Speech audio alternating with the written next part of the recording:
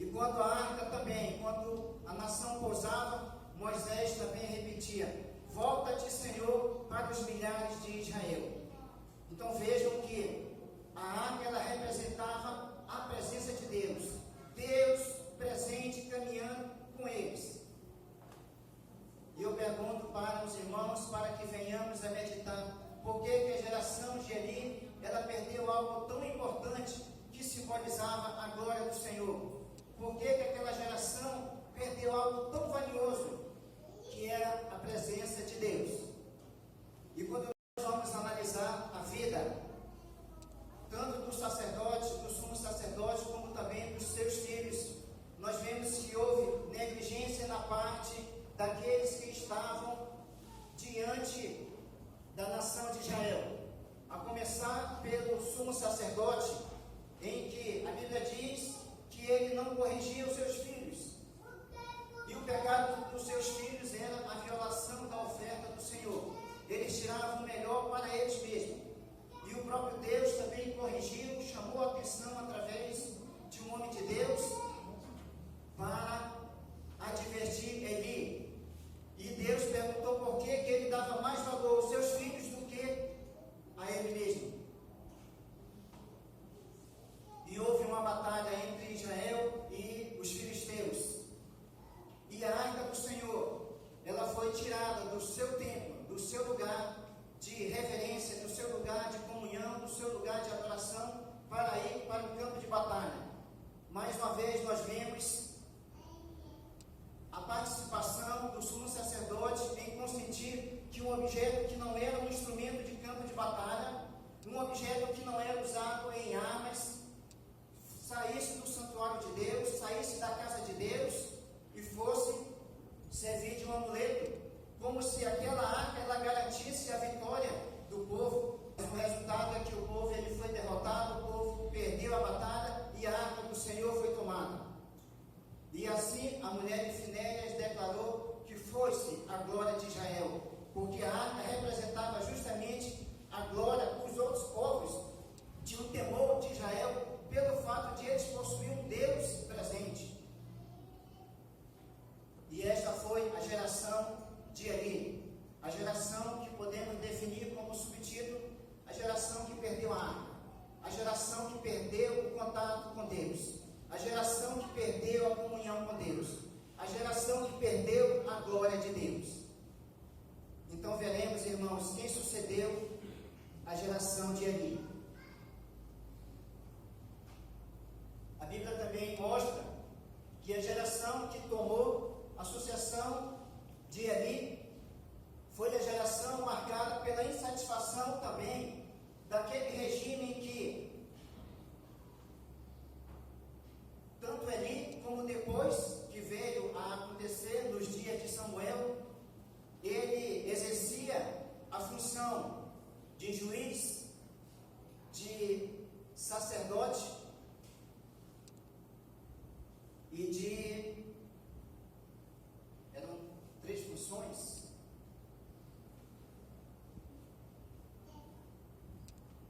Bom, eu não lembro agora, mas se eu lembrar, eu repito aos irmãos. Então, na verdade, aquela geração, ela estava sendo indiretamente liderada, governada pelo profeta Samuel, profeta, irmãos. Ele exercia a função de profeta, de juiz e de sacerdote, mas era pela orientação de Deus. Na verdade, aquele povo não tinha um rei, mas eles tinham a presença de Deus. Era Deus que liderava, era Deus que governava, era Deus que instruía. Mas o povo se mostrou insatisfeito com a liderança, com o governo, não de Samuel, mas de Deus.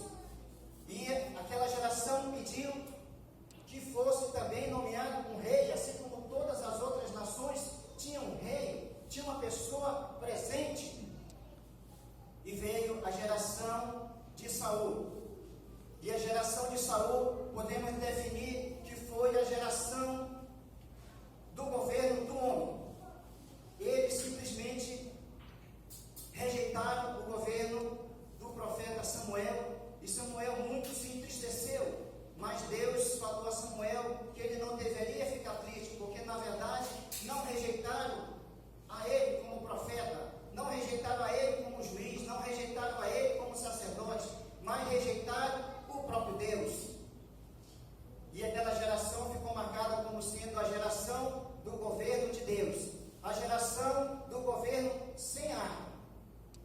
quando nós analisamos todos os dias do governo de Saul, nós vemos que Saul, ele teve todo o seu governo ausente da arca do Senhor.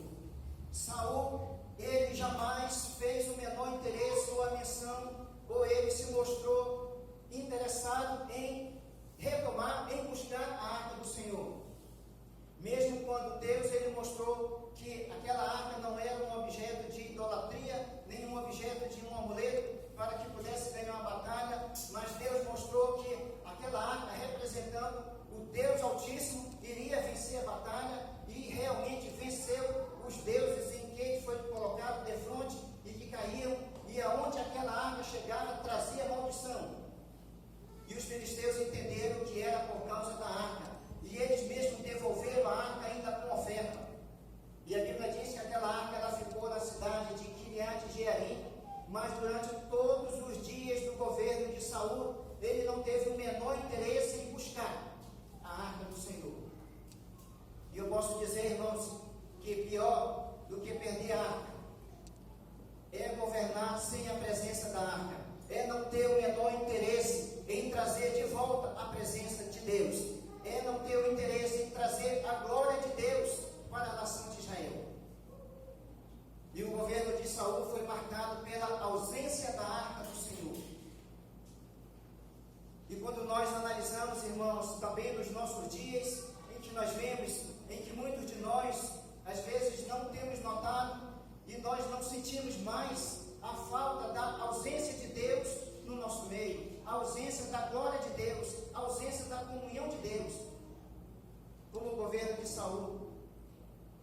Saul, ele já não tinha mais o prazer, estava distante, ele estava afastado, ele já não entrava mais no santuário, ele já não entrava mais no templo para adorar a Deus. E a Bíblia mostra que quando ele entrou no templo, foi justamente quando perseguia Davi, e quando ele também matou os sacerdotes. Foi quando ele entrou no templo do Senhor, não para adorar. E aqui nós vemos a segunda geração, a geração sem o governo de Deus.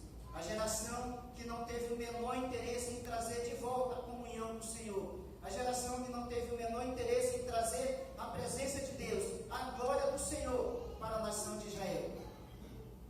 E nós vemos, irmãos, uma terceira geração, uma geração que nasceu entre a transição da geração de Eli e também a geração de Saul.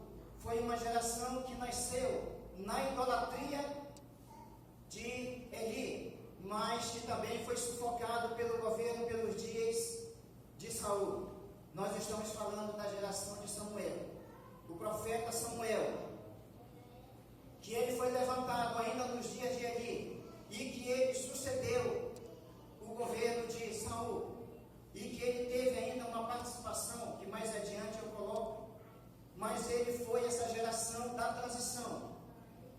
E esta geração, representada pelo profeta Samuel, ele reclamava a ausência da arca do Senhor, ele sentia falta porque que a arca, a glória do Senhor, não estava mais na nação de Israel. E ele sentia falta da própria arca, da própria comunhão, da própria adoração. E várias vezes ele tentou persuadir o rei Saul, várias vezes ele tentou convencer Saul a buscar a arca do Senhor, mas que ele foi simplesmente ignorado. Saul não deu o menor valor, não deu a menor importância para a arca do Senhor nos seus dias. E nós vemos, irmãos, a geração de Samuel é aquela geração que sente é aquela geração que tem a noção da importância da glória de Deus na casa dele, na sua casa, na minha casa, na nossa família, na nossa vida. Nós sentimos a ausência e sentimos a falta da glória de Deus. E a geração de Samuel também foi uma geração que ela marcou tanto a geração do próprio profeta Samuel, como também ela veio ser uma bênção na geração seguinte, que foi a geração de Davi. Foi na geração de Samuel em que foi ungido como rei Davi. Mas nós vemos, irmãos, também, nos nossos dias, também como igreja, nós vemos que Deus ele tem levantado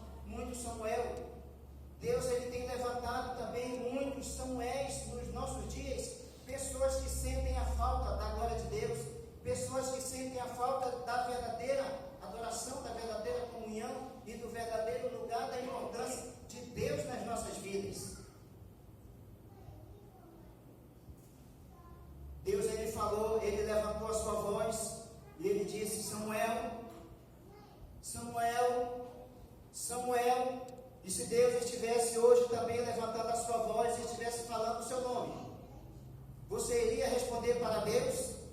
Você iria dizer: fala, Senhor, porque o teu servo ouve?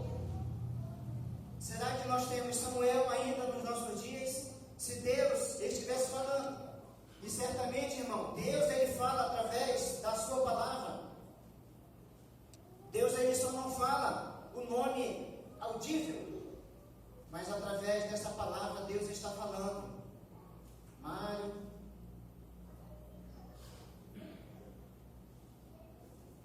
Marcelo, Luiz Lima, Luiz Valentim, Júnior, Benedito, Madalena, Márcia, Braz, e Deus ele está falando o nosso nome. Será que nós estamos ouvindo? Será que nós também ergueremos as nossas vozes e diremos: fala, Senhor, para fazer a diferença na nossa geração? Será que nós também diremos: Senhor, eu estou aqui como vaso, como instrumento, fala, usa-me? Nós vemos, irmãos, que a geração do profeta Samuel foi a geração que sentiu a falta, foi a geração que ela reclamou da ausência e da verdadeira adoração, do verdadeiro lugar em que Deus ele deve ocupar nas nossas vidas. E foi na geração de Samuel em que ele também levantou, em que ele ungiu Davi como sendo o futuro rei de Israel. Então nós vamos falar da geração seguinte, a geração de Davi. A Bíblia diz que ele era o menor da casa dos seus pais. E ele era aquele que, quando foi para ser ungido, não foi nem ao menos chamado, que talvez no coração do homem não tivesse lugar para Davi, mas no coração de Deus tinha lugar para Davi. Assim como no coração de Deus tem lugar para você, tem lugar para mim, tem lugar para todos nós. E Davi, mesmo ele sendo aquele menor na casa do seu pai, mesmo ele sendo aquele que estava lá esquecido, estava escondido no campo, mas que ele foi levantado também como aquela geração que nós podemos dizer, a geração que trouxe a arca do Senhor para o seu lugar devido, a geração que trouxe a glória do Senhor para a nação de Israel, a geração que trouxe a adoração de Deus. Esta foi a geração de Davi. E nós vemos, irmãos, que esta geração, ela vai ser também marcada pela geração dos adoradores. Talvez hoje os adoradores estejam em extinção. Talvez se nós procurássemos e encontrássemos poucos. E nós vemos que Davi, ele fazia parte desses adoradores. Também nós vemos que a geração de Davi é marcada pelo desejo de querer fazer o melhor para Deus. Embora quando nós queremos fazer o melhor, nós estamos propensos a errar como homens, vamos errar muito. Davi errou. Davi, na sua ânsia de querer fazer o melhor para Deus, em que ele, como homem, ele planejou trazer de volta a arca do Senhor, e ele cometeu um erro, porque ele ignorou justamente os princípios divinos. Ele ignorou os filhos de Eli. Justamente Deus pedirá conta sua, dos seus filhos. Será que na sua casa a glória de Deus? Será que o pastor pregou? Porque nunca devemos tomar decisões precipitadas. Porque, irmão Luiz, aí a glória de Deus foge de nós. Então, precisamos orar. Saber se aquilo é a vontade de Deus. Ele perdeu toda a sua influência por Deus. Saul perdeu toda a sua influência por Deus. Por quê? Porque não obedeceram, mas certamente não oraram ao Senhor. Já na família de Davi, foi uma família, como postou o irmão, que trouxeram, ainda queria trazer a glória de Deus errado, um carro de boi, carregado por bois, ainda morreu um homem. Nós, como igreja, irmãos, devemos saber se nós estamos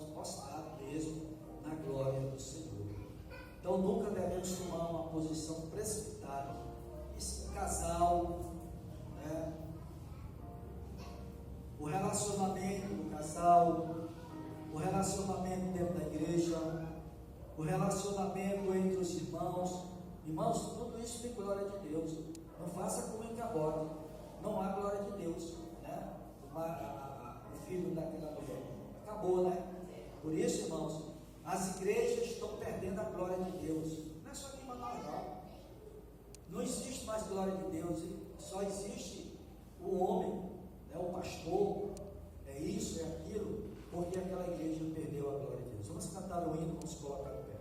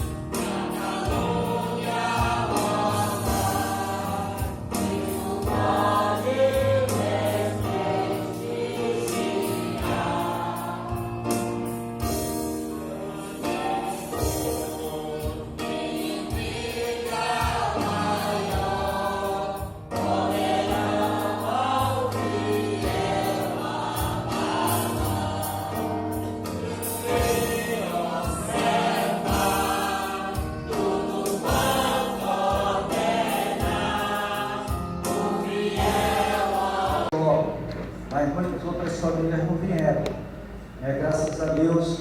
Não é graças a Deus porque eles não vieram, é porque na realidade não tinha onde sentar, né?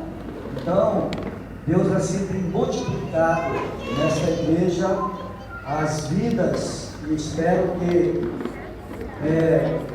futuro pertence a Deus, para que nós possamos melhorar mais o tempo, né, para que os amados irmãos se sintam mais confortáveis. Pastor, vamos orar? Deixa eu orar, entregar a mensagem do Senhor aos corações de Brasil. Prestem atenção à mensagem, tá? Oremos, nosso Deus. Tua palavra diz que nós devemos celebrar de cântico, celebrar o nosso Deus com as nossas vidas, com a nossa fidelidade, com aquilo que nós temos para agradar ao nosso Deus, para fazê-lo conhecido em todas as nações. Por isso, ó Pai, agradecemos por essas vidas da Igreja Batista Sião, por aqueles que nos visitam, abençoando, Senhor, as famílias que ficarem em sua residência, abençoando grandemente, Pai, todos, com exceção de nenhum. Pai amado e eterno Deus, obrigado, Senhor.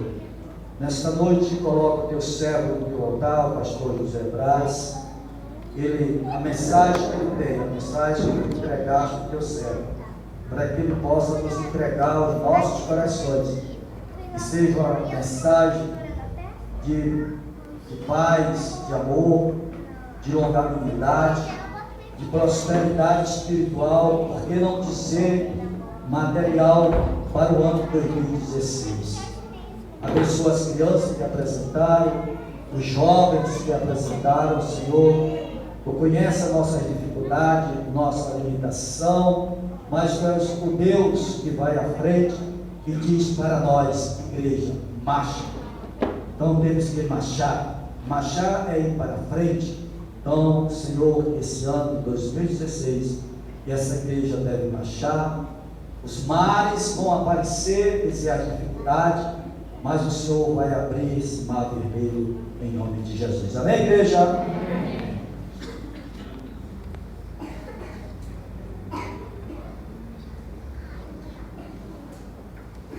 Saúde, amada igreja, na graça e paz do nosso Senhor e Salvador Jesus Cristo. Amém? Amém. Louvado seja o nome do nosso Deus. É sempre motivo de alegria e satisfação poder estar na casa do nosso Deus, na presença do Pai, do Filho e do Espírito Santo. E hoje é um dia, como foi cantado, um dia festivo, um dia de alegria. Todos os que estão aqui são vitoriosos. Estamos chegando ao último dia do ano e isso já é motivo para nós agradecermos a Deus. Eu estava observando nos noticiários, no telejornal, sempre as notícias elas se repetem e são aqueles planos que você espera para 2016, quais são as suas metas, e alguns prometem que vão iniciar o ano fazendo atividades, fazendo exercícios, e alguns outros também fazem pedidos e são os mais diversos possíveis, e também as simpatias de acordo com a tradição cultural.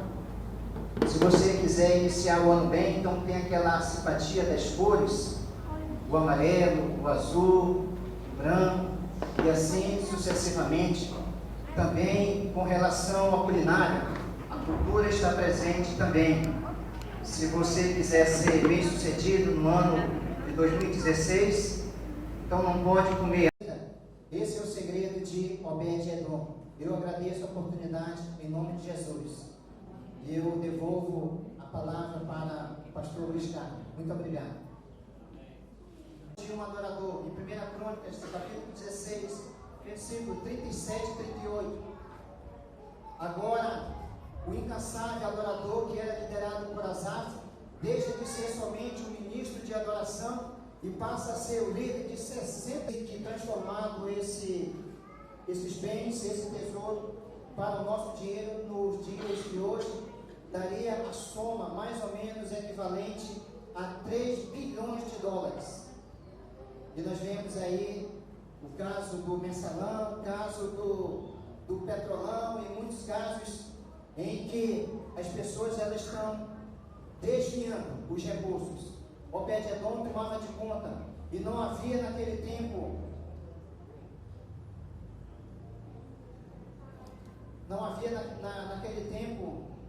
prestação de conta, não havia tribunal de contas, não havia conselheiro, era justamente a honestidade daquele homem que contava. 3 bilhões de dólares ele tomou de conta e não desviou um só centavo.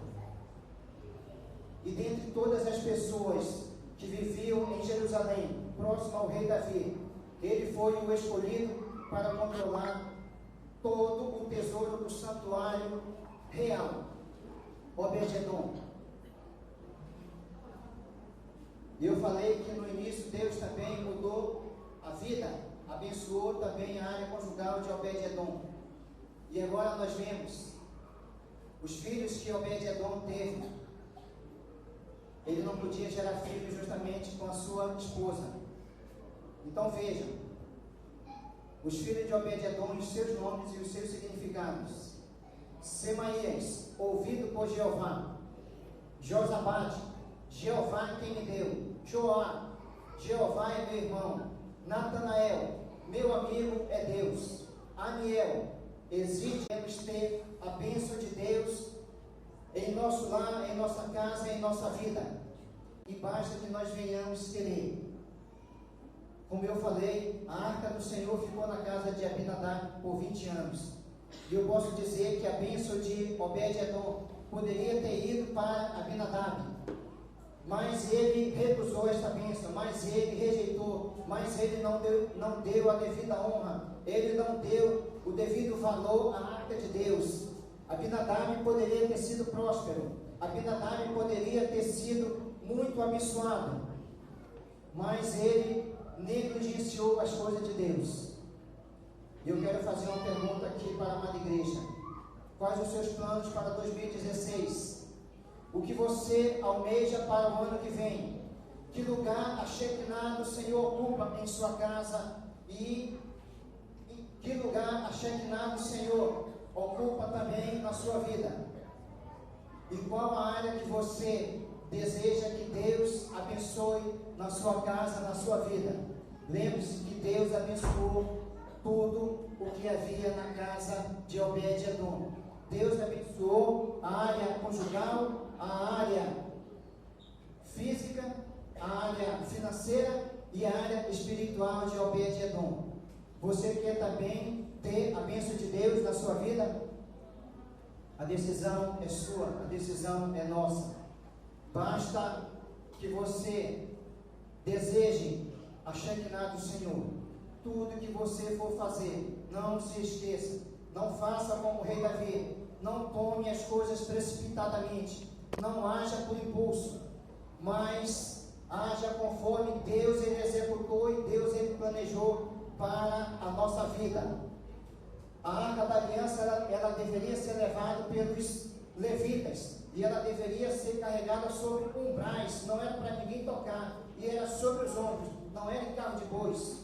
Por isso que a mão de Deus pesou sobre a casa de Abinadab, sobre a casa de Eleazar e também sobre o reinado do rei Davi. A arca do Senhor não é para ser levada em carro de bois, a arca do Senhor não é para ser esquecida em canto, mas nós devemos dar a devida honra e o devido valor. O que é a arca do Senhor hoje nos nossos dias? Será que é aquele objeto de adoração? Aqui está a arca do Senhor traduzida para os nossos dias hoje.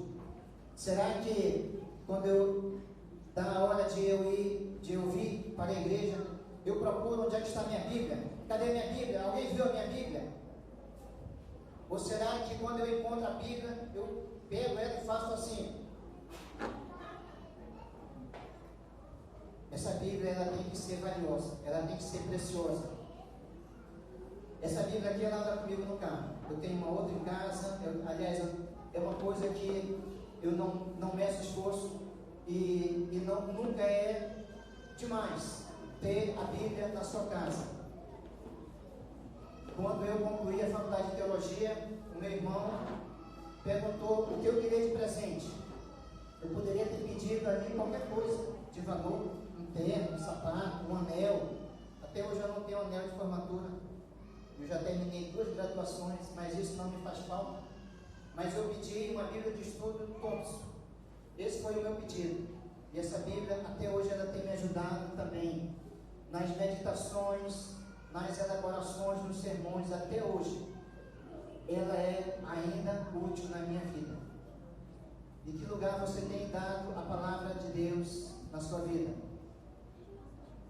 Será que você sente vergonha de carregar a Shekinah do Senhor com você? Será que você coloca ela no bolso? Ela ganhou a versão digital agora, eletrônica. Alguns carregam no celular. Eu não estou condenando, mas não substitua a verdadeira Shekinah do Senhor. Você pode carregar. Aqui eu tenho. Tudo que eu faço agora, eu utilizo esse instrumento, essa tecnologia que tem melhorado bastante. Antes eu fazia o esboço à mão e quando faltava energia, para nada servia. Eu não podia utilizar. E agora pode faltar energia, que aqui ele tem bateria, ele tem autonomia. Mas tudo que eu escrevo é transcrito dessa palavra. Quando eu coloco aqui os textos, foi consultado aqui para saber se na versão da Bíblia não, a digital, Vai, Rafael, aquela que está logo aqui. Bom, esqueci. Se realmente é a mesma coisa que diz aqui.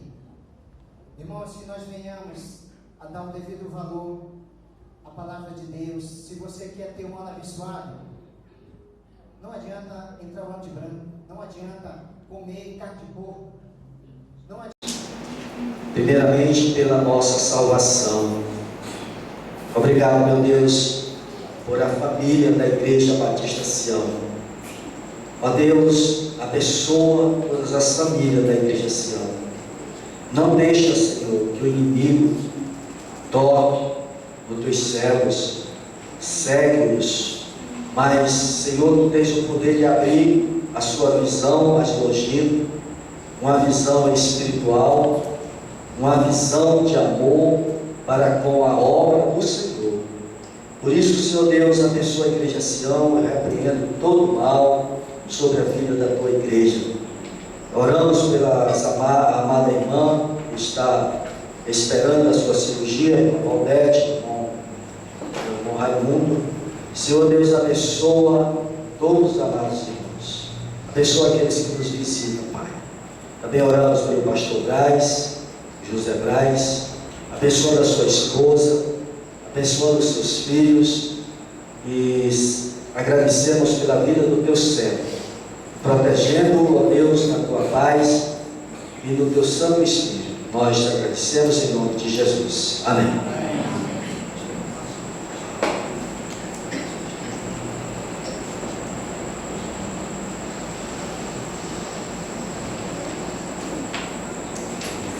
Eu saúdo a amada igreja na graça e paz do nosso Senhor e Salvador Jesus Cristo. Amém, igreja? Amém. É sempre uma alegria, uma satisfação poder estar na casa do nosso Pai, conhecendo mais um pouco do imenso rebanho de Deus. Sabemos que todos pertencem à mesma família, ao rebanho de Jesus Cristo. Irmãos, vamos abrir nossas Bíblias no livro de Lucas.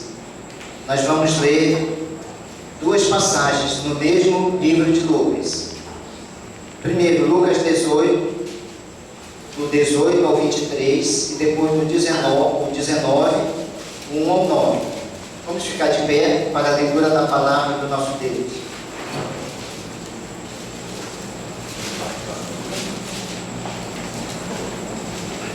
Lucas 18.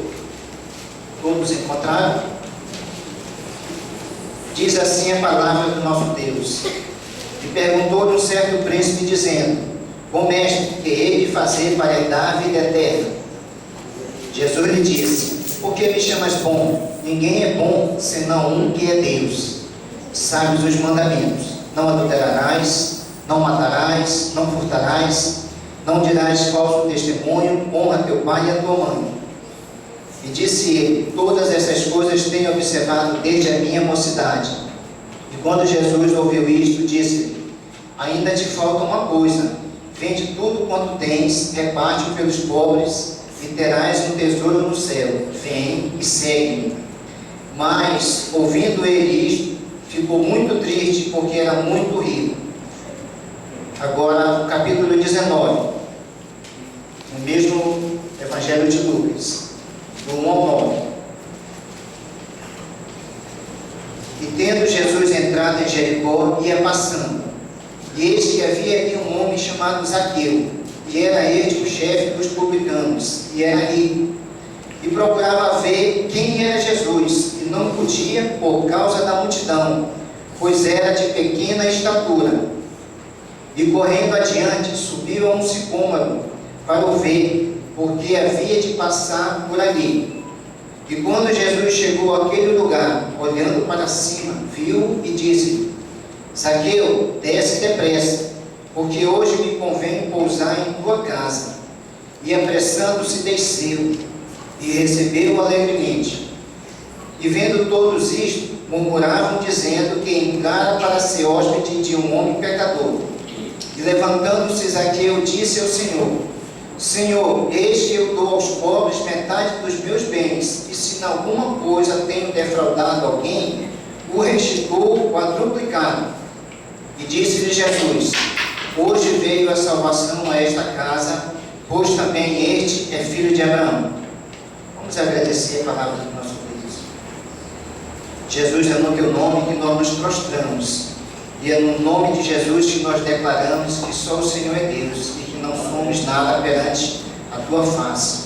Ó Deus, também perante a tua igreja, eu declaro que eu não possuo nenhuma sabedoria e que eu não tenho nenhum privilégio, mas que eu estou aqui confiando unicamente na tua graça e na tua misericórdia. Meu Deus, fala a tua igreja de uma maneira que só o Senhor pode e sabe falar aos corações. Mas que a tua palavra, Jesus, ela encontre abrigo nos nossos corações. É no teu nome que eu te agradeço. Amém. Amém. Os irmãos podemos assentar. Essas passagens são bastante conhecidas no nosso meio. Elas descrevem dois personagens, duas pessoas que tiveram encontro com Jesus em situações opostas. E eu posso dizer que um era eticamente correto, era uma pessoa dentro dos padrões morais e sociais correto, mas do ponto de vista espiritual ele era apenas um religioso. E o outro era uma pessoa eticamente errada. O texto diz, que nós vamos inclusive ver, que ele era um oportunista, um aproveitador, um fraudador.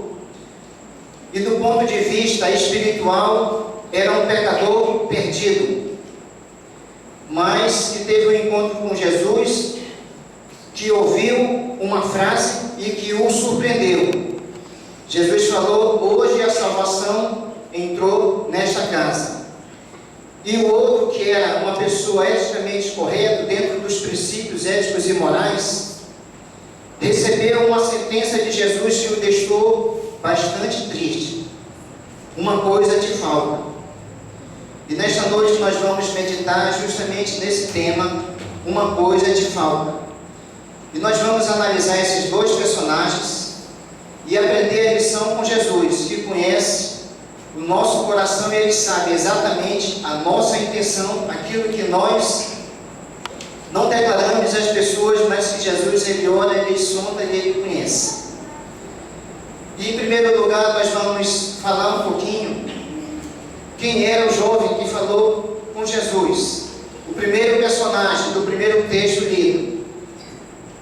E eu posso dizer que era um jovem com um futuro promissor,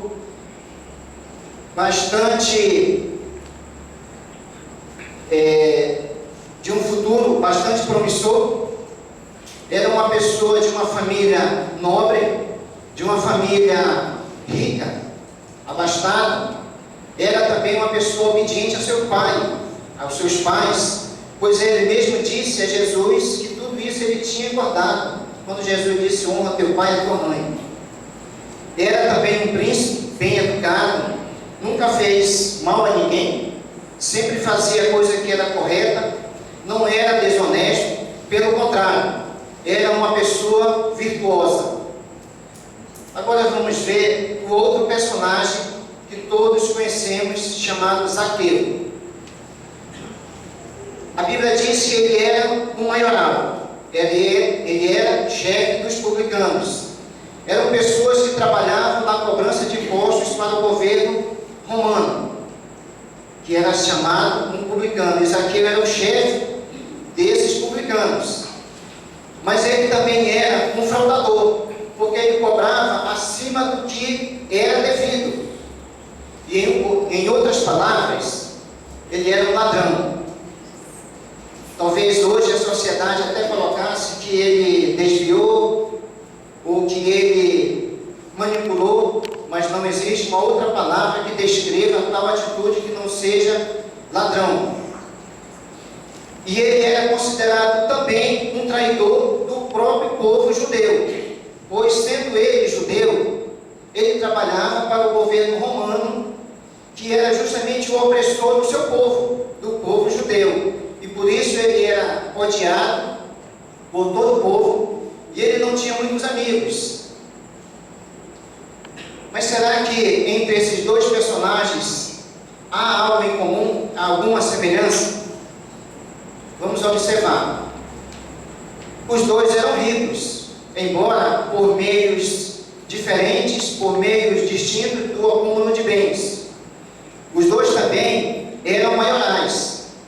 Um era chefe dos publicanos, trabalhava para o governo romano, era chefe dos coletores de impostos, e por isso ele era o principal deles, era o maioral. E o outro era o príncipe. E nós sabemos que o príncipe ele vem de uma família nobre, ele vem de uma realeza. Então ele gozava de um status, de uma posição social também elevada. Mas os dois também tinham o mesmo desejo. Os dois desejavam alcançar a salvação, e os dois, eu posso afirmar com toda certeza que os dois tinham a sede espiritual. O fato é que os dois falaram com Jesus. Os dois foram em busca de Jesus. E também os dois, eles estavam insatisfeitos com a vida. Embora possuíssem muitos bens, os dois, não lhes faltasse nada, eles estavam insatisfeitos com a vida. Eles tinham um vazio na sua alma. E este vazio só podia ser preenchido com a presença de Jesus. E os dois também sabiam que estavam perdidos, que os dois estavam sem salvação. Os dois sabiam que ainda não possuíam a vida eterna e não queriam enganar-se a si mesmo. O fato é que ambos procuraram Jesus. O jovem rico, ele chegou e perguntou: o que eu devo fazer para herdar a vida eterna? E Zaqueu também, com toda a sua riqueza, ele desejou ver aquela pessoa que era o Salvador. Então ambos tinham sede de Jesus, ambos tinham a convicção de que eles estavam perdidos. Mas será que também havia algo entre eles diferente? Quais as situações entre ambos? E eu quero começar com o jovem rico e dizer que aparentemente ele não teve os mesmos obstáculos, ele não teve os mesmos problemas que Zaqueu enfrentou para falar com Jesus. Em primeiro lugar, o jovem rico era uma pessoa de uma estatura normal, era uma pessoa de uma posição social distinta, ele era uma pessoa importante, e portanto as pessoas também, quando ele se aproximava, abriam um caminho para ele, pelo fato de ele ser um príncipe. Nós vemos hoje na nossa sociedade que quando vem alguma autoridade, embora seja difícil a locomoção em qualquer situação, no trânsito ou em qualquer outro local, mas para as autoridades o caminho está sempre aberto. Eles não encontram obstáculos, eles não encontram dificuldades. No trânsito vai os batedores da polícia militar ou do exército e vai abrindo caminho, mas a pessoa ela não fica parada no trânsito. E assim, da mesma forma era aquele jovem rico, porque era uma pessoa de família nobre. Agora Zaqueu, ele tinha em primeiro lugar a barreira da sua estatura física, que ele era de pequena estatura, e isso diminuía também perante as outras pessoas e até dificultava a sua visão. E em segundo lugar, ele também tinha uma outra barreira,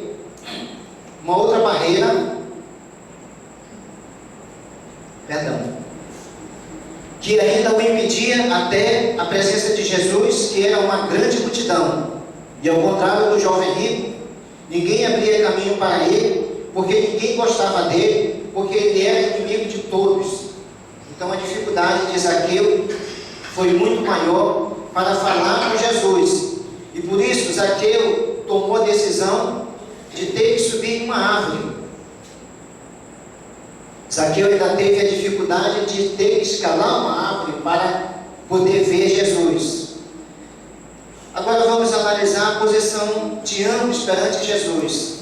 Será que pelo fato do jovem rico ser de uma família nobre, ser uma pessoa bem educada, nunca ter feito mal a ninguém, nunca ter enganado ninguém, se ele tinha mais privilégio perante Jesus do que Zaqueu, que era declaradamente um fraudador, um ladrão. O Evangelho de Marcos, no capítulo 10, no versículo 21, nessa mesma passagem, ele diz que Jesus olhou para o jovem rico e o amou. E também esse texto que nós lemos diz que Jesus, ao se aproximar daquele sicômoro, daquela árvore, bem na posição em que Zaqueu estava, Jesus olhou para Zaqueu, e eu afirmo com toda a certeza e com toda a convicção que com o mesmo olhar que Jesus lançou para o jovem rico, e também o amou. E aquele mesmo olhar que com certeza Jesus ele lançou para Pedro quando este o negou, mas não era um olhar de reprovação, não era um olhar de condenação, não era um olhar de cobrança, era simplesmente um olhar de ternura, era um olhar de amor. E o mesmo olhar que Jesus lançou para o jovem rico, Jesus também lançou para Zaqueu. E esse mesmo olhar, Jesus ele também lança para cada um de nós hoje na sua casa. Esse olhar de ternura, esse olhar de amor, esse olhar de compaixão, esse olhar de perdão. Aqui ninguém está apontando o dedo, Jesus também não está apontando o dedo, não está citando o que cada um fez, Jesus não está cobrando, Jesus não está censurando, mas esse mesmo Jesus também lança o mesmo olhar, só que é um olhar de perdão, e é um olhar de amor para cada um de nós nesta noite. E eu quero dizer para a amada igreja que Jesus, ele estava a caminho de Jerusalém, quando ele passou pela cidade de Jericó. E aproximadamente uma semana depois, Jesus estava sendo crucificado em Jerusalém. E aquela era a última oportunidade que aqueles dois jovens tiveram de falar com Jesus, de ver Jesus, de ter a presença de Jesus. E Jesus sabia exatamente qual era a necessidade daquelas duas pessoas, daqueles dois jovens. Assim como Jesus ele sabe qual é a nossa necessidade nesta noite, assim como Jesus ele sabe também qual é a tua necessidade. E não foi por um acaso que Jesus ele passou pela cidade de Jericó, mas foi exatamente porque Jesus ele sabia que ali tinha duas pessoas que precisavam ter um encontro com ele. Jesus sabia que tinha duas pessoas que eram importantes, duas pessoas que precisavam ter uma conversa com ele.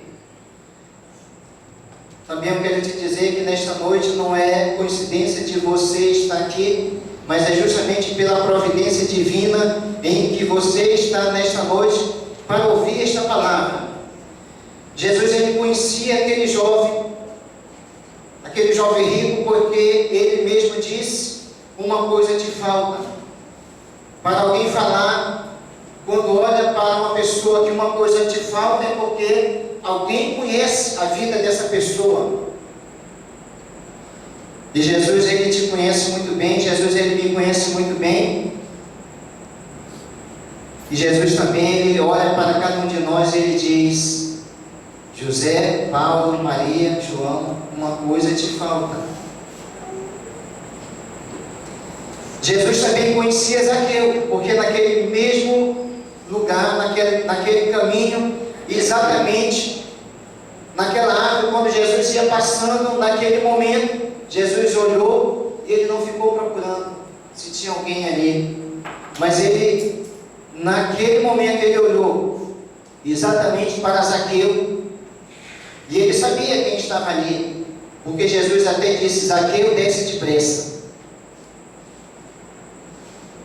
E eu quero dizer que o mesmo Jesus que falou com Zaqueu, o mesmo Jesus que falou com o jovem rico, é o mesmo Jesus que está aqui nesta noite, é o mesmo Jesus que nos fala, e é o mesmo Jesus que lança o olhar para cada um de nós, e é o mesmo Jesus que também diz: José, Brás, Maria, João, desce depressa, porque hoje eu quero entrar na tua casa, hoje me convém pousar na tua casa. É o mesmo Jesus que também olha para nós e diz: uma coisa te falta ainda. Talvez você tenha crescido dentro da igreja, talvez você não perca uma escola bíblica dominical. Talvez você esteja batizado, doutrinado, mas ainda você, mesmo sendo conhecedor da Bíblia, mesmo você sendo conhecedor das leis, alguma área ainda da sua vida precisa ser consertada.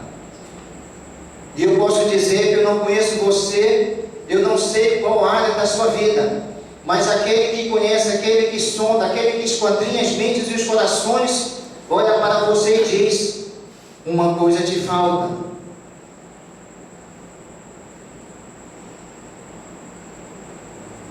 O mesmo Jesus que mudou o seu caminho, porque ele poderia ir por outro caminho para Jerusalém, mas ele escolheu passar por Jericó para ter aquele encontro com aquelas duas pessoas. É o mesmo Jesus que também nesta noite marcou o encontro com você na sua casa, neste lugar, nesse momento, porque você é especial para Jesus. Não importa o que você fez, não importa o que você deixou de fazer, não importa o testemunho que você tem dado, mas você é importante para Jesus. E Jesus, ele não está aqui nesta noite para condenar. Jesus, ele não está aqui nesta noite para julgar. Jesus, ele não está aqui nesta noite para apontar os defeitos de ninguém. Mas Jesus, ele está aqui nesta noite simplesmente para perdoar, simplesmente para trazer uma nova vida, para trazer uma nova oportunidade, para trazer também um novo encontro, para trazer também uma nova história para cada vida. Da mesma forma que Jesus entrou na casa de Zaqueu, um ladrão, um enganador, um fraudador, um corrupto, mas ele saiu diferente. Ele antes mentia, ele antes enganava, mas ele deixou de mentir, ele deixou de enganar. Antes ele roubava, agora ele passou a entregar, ele passou a dividir. E quando Jesus ele entra na nossa casa, tudo muda. Quando Jesus ele entra na nossa vida, tudo muda, tudo se transforma. É impossível que alguém tenha um encontro com Jesus e ainda permaneça a mesma pessoa. É impossível que alguém fale com Jesus e ainda resista o olhar de amor de Jesus. Mas nesta noite eu quero deixar com você uma decisão. Aquele jovem que não teve nenhum problema de chegar até Jesus, talvez o caminho estava livre, ele chegou e caminhou, e ele falou com Jesus. E Jesus olhou para aquele jovem e disse: jovem, uma coisa te falta. Porque Jesus conhecia o coração daquele jovem e sabia que o seu coração estava na riqueza e não estava justamente em Jesus. E ele tinha que fazer uma escolha. E a Bíblia diz, o texto aqui diz, que aquele jovem saiu da presença de Jesus triste, porque era muito rico. E ele optou pela sua riqueza, ele ficou com o seu dinheiro. E o outro, que era uma pessoa de uma pequena estatura, que era odiado por todos, que era inimigo de todos, mas que ele deu um jeito de subir em uma árvore, de ver Jesus, de falar com Jesus, mas que ele teve depois um final diferente. De um ladrão, de um enganador, de um corrupto, ele saiu uma pessoa transformada, uma pessoa que havia recebido Jesus na sua casa e no seu coração. Eu quero convidar a igreja a ficar de pé.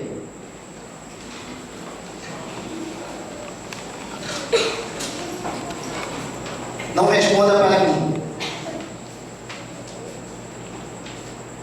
Mas se Jesus perguntasse para você, se Jesus dissesse, uma coisa te falta. Eu sei que cada um de nós tem a noção daquilo que falta, daquilo que está errado, aquilo que ainda precisa ser transformado e aquilo que ainda precisa ser consertado. E que você faça uma reflexão agora. Não fale para ninguém, mas apenas fale em espírito com Jesus, aquele que sonda as mentes e os corações, aquele que conhece profundamente as nossas intenções. Fale para Jesus o que precisa ser transformado na sua vida. Qual a área da sua vida que você quer que Jesus mude? Não faça como aquele jovem rico. Não saia daqui triste. Não rejeite o convite. de Jesus pela salvação, de entregar sua vida a Jesus. Mas entregue e pensa que Jesus ele tome o primeiro lugar, que Jesus ele se assente na cadeira do trono e que dirige a sua vida. Nesse momento pense, talvez seja ainda a área financeira que você não consegue ser fiel nos dízimos, nas ofertas, e também em teu coração quebrantado para ajudar. Talvez seja ainda a área dos vícios, que ainda não conseguiu se libertar da bebida, talvez do fumo, ou talvez ainda de uma música mundana. Talvez seja aquela área que não consegue resistir à tentação de olhar para uma mulher, de virar o pescoço quando esta passa, de olhar uma mulher bonita e sentir aquele desejo. Talvez seja esta área que ainda você precisa entregar para Jesus. Talvez seja a área também do relacionamento do seu casamento, que ainda precisa de ser transformado e que você precisa entregar para Jesus. Mas com certeza todos nós necessitamos da ajuda de Jesus. Nesse momento pense, reflita e entregue para Jesus. Não pense que eu estou aqui e tenho nenhuma graça para transformar nenhuma vida, mas eu também sou uma pessoa que preciso da intervenção divina. Eu também confiei e eu confio nesse Jesus, que Ele é poderoso para fazer muito mais do que nós podemos imaginar. A Bíblia diz: provai e veja que o Senhor é bom.